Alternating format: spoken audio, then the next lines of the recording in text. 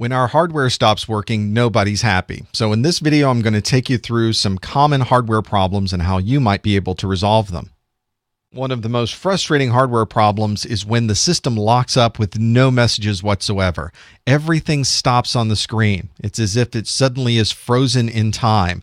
You can look into the event log, but usually with hardware problems like this and the system stopping completely, there's usually nothing written into that event viewer. Just because the screen is frozen doesn't necessarily mean that the operating system has stopped completely. So check to see if you can see any flashing lights from hard drive access. You may want to hit your numlock key and see if those status lights change. Or try pressing Ctrl-Alt-Delete and try to get control back of the operating system and see if it recovers enough to put information onto the screen. Sometimes problems like this will occur after we've made some type of change to the system. Maybe we've added a new hardware driver. Maybe we installed an operating system patch. You may want to consider all of those things that might have occurred now that this problem is happening. And you may be able to back your system up or recover to a previous date and time and see if the problem is still occurring. Ultimately, if that restore point doesn't resolve things, then we may also want to perform a hardware diagnostics. You want to be sure that anything that might be interrupting the system has been checked and checked very thoroughly. So an overnight test of memory, of your video, and other components may help you find where a problem might be occurring. One very quick hardware test is the one that occurs when you power on your computer. This is called the power on self-test, and it checks a minimal hardware configuration for your PC. Checks to see if your video is there, checks to see if the memory is inside of your computer, checks other components as well. That way it does a basic overview of what might be running inside of your computer. This is not a comprehensive test, but it does give you an idea of if these particular components are working or not. If your video is having a problem, then you're obviously not going to get messages on your screen. In that particular case, your system is going to send beeps through the system speaker, and those beeps will correspond to a particular error message. Every BIOS is a little bit different, so check your manufacturer's documentation, and it will tell you exactly what number of beeps is associated with what kind of problem.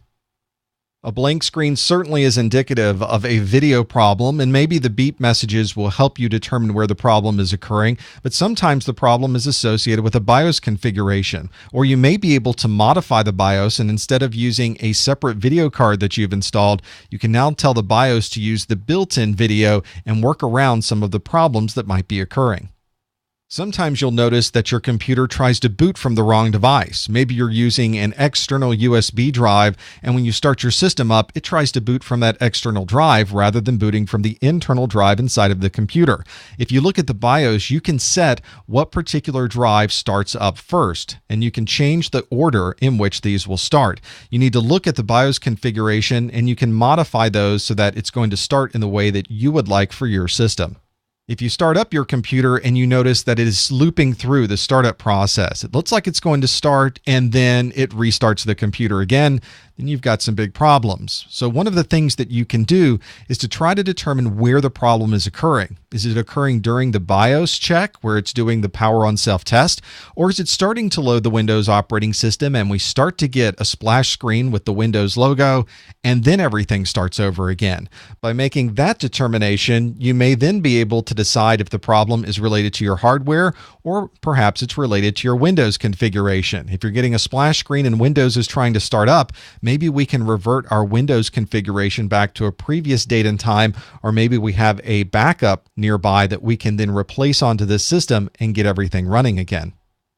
If we power off and we unplug our computer and then we plug it back in and power on, it still knows about the configuration of your computer. And it knows this because on your motherboard somewhere is a battery, and that battery is maintaining that BIOS configuration. If the battery goes bad or if the battery no longer has a charge, then obviously the configuration of your computer is going to be erased every time you lose power to that PC. And it may give you prompts saying that the configuration is invalid or that the date and time is not correct. And if that occurs, you may be looking at replacing that particular battery to resolve the problem. If you're having problems with the change that you've made to your BIOS and you can't get into the BIOS and reset that, you may want to clear out all of the configurations by removing the battery. There are also sometimes a jumper on the motherboard that you have to set, so make sure you look at your manufacturer's documentation to determine the best way to clear out that BIOS configuration. Our computers give off a significant amount of heat. There's so many different components inside of our computers that are heating up the system. Things like the CPUs that we're using, our video cards, we have memory that gets hot, and all of these have to be cooled. One of the best ways to cool down our system then is with some cool air that we bring through our computer using fans. We'll usually have the fans pass over the warm equipment, or perhaps there are heat sinks on top of those devices that are taking all of the heat and moving it up so that the air can pass through and cool it that much faster. If you're trying to determine just how hot a computer might be, you can use some software that can examine the sensors that are inside of your computer. One that I use is called HW Monitor. You can find it at cpuid.com, and it brings up information on the screen that gives you an idea of just how hot your computer's getting. That way you can do some troubleshooting, perhaps take some settings and then clean out your system. Make sure the fans are spinning properly, clear out any dust, turn the system back on, and see if it's having the same problem with the heat.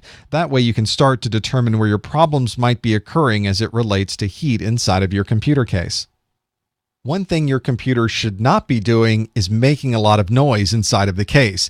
Most of our components are solid state, and the ones that aren't are making a very simple hum, perhaps some fans that are moving, or a hard drive. If we are moving a computer from one place to the other and we notice that something may be jostling around inside of it, we hear some rattling, then some of the components that are inside of that case may be loose. We may want to take off the cover, make sure everything is seated properly, make sure a heatsink hasn't fallen off and is rattling around inside of the computer. We don't want anything that's inside of our computer to also short other components, so make sure you remove anything that might be rattling or moving around inside of the case. If you're hearing scraping, well, that may be a much more significant problem. Occasionally when hard drives begin going bad, you'll start to hear some very odd noises, some scrapes and some clicks coming from those devices, and that may be your warning sign to do a backup as soon as possible. Sometimes clicking noises are relating to fans that might be going bad. They're spinning very quickly inside of your case and they do go bad.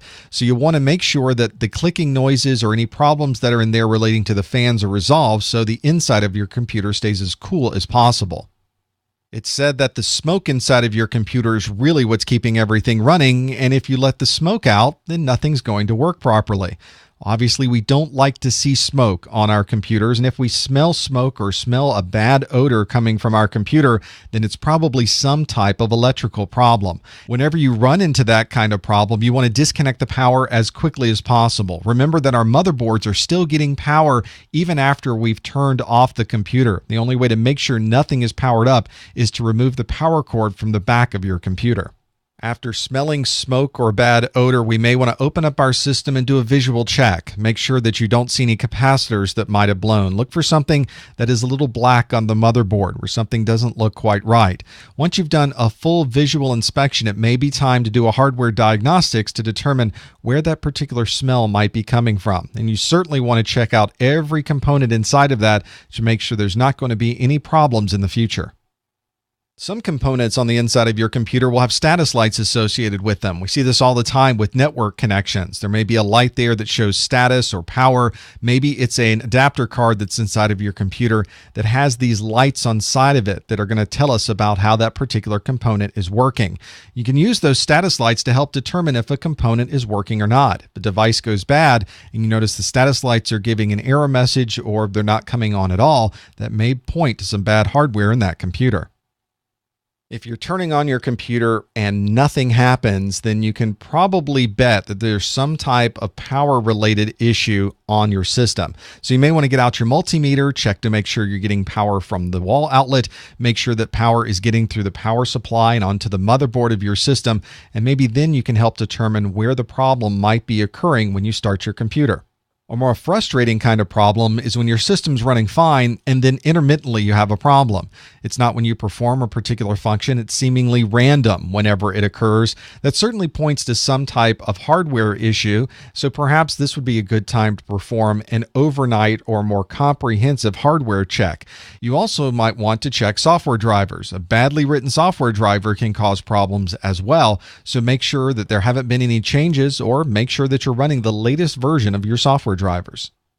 If you power up your computer and the fans are spinning, but nothing else is happening, then something is going on with the power that's going to your motherboard. Maybe the power supply is providing enough power for the fans, but not enough power for your motherboard to get going. Or perhaps the motherboard is having a problem because the fan power is coming directly off of the power supply. It's not relying on the motherboard. So your fans are working fine, but perhaps your motherboard is having a problem. That may be a good time to swap out the motherboard and see if the problem is resolved. One thing we hate to see is this blue screen, the Windows stop error, or what we call the blue screen of death. That BSOD is one that really stops everything in its tracks. This is where Windows stops completely and it requires a reboot to get things running again. There's some information on this screen that can be very important, and most of this information is written into a log. So you should be able to go back to your event viewer to determine what happened in the past. Sometimes we're not there when a blue screen occurs, so we can go back to our event viewer and see exactly what has occurred and what those error messages might have been. Once we have those details, we may be able to track down exactly where the problem's occurring. This blue screen might be able to point us, for instance, to a particular file that we can then check to see if we have a newer version, an updated device driver. Maybe the information that's provided in the error is going to tell us more about what's going on. And then the information at the bottom, although it's a lot of details and hexadecimal information, we may be able to provide that to the technical support team for the manufacturer, and they may be able to resolve what's going on with your hardware.